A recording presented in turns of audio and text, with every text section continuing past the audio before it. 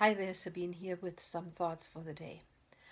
I sat down this morning to write my Facebook post, as I do pretty much every morning during the week, and I realized that I actually didn't finish yesterday's post. It was sitting there half written, and then something happened and I didn't finish it. And I realized that I actually had started it twice and didn't get it finished twice because too much had been going on. I had been pulled into many different directions and I had abandoned the project for just a second, just to finish something, and didn't get back to it. And so I thought I was thinking about this thing of distractions and thought I'll just speak about it rather than trying to type it all. One of the first things that I noticed when I came to Canada many years ago was the difference in rhythms that was out there in general society. Back in Germany, when I was growing up, Sundays all stores were closed. Most stores closed during the weekday at 6 or 7 p.m. There was a rhythm that was set out mostly actually through the economic realm, through when you could go shopping and not, when you could be out in public places and not, when um, you know town halls were open and sports clubs and so forth and not. And there were quite a few times when not was the case, and all you could do was actually do stuff within the family or for yourself. Um, Read, go out, do sports, have a picnic, go to the cinema, go to the theater, stuff like that. And with those outer structures came an inner structure that actually allowed, at least me and people that I've talked to to kind of stay focused on the thing that we were doing. Like, you didn't push off going shopping to Sundays because you knew Sundays the stores were closed. So you kind of stayed with a certain time and inner rhythm too.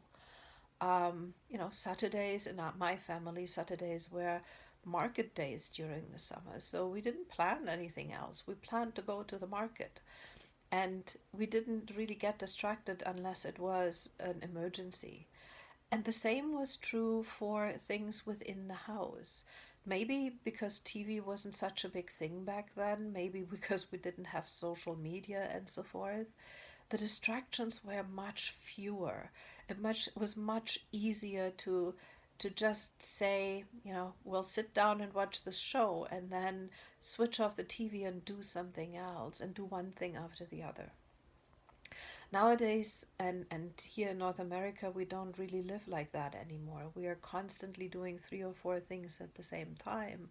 And we end up, as Rilke put it, very ill prepared for the present moment because we're still handling some of the threats from, back there that happened in the past, and we're already looking forward to the stuff from the future, like, oh, I need to remember this, I need to remember that, and oh yeah, that is still there and that needs to be finished. And what we end up doing is actually shortchanging ourselves on the moment.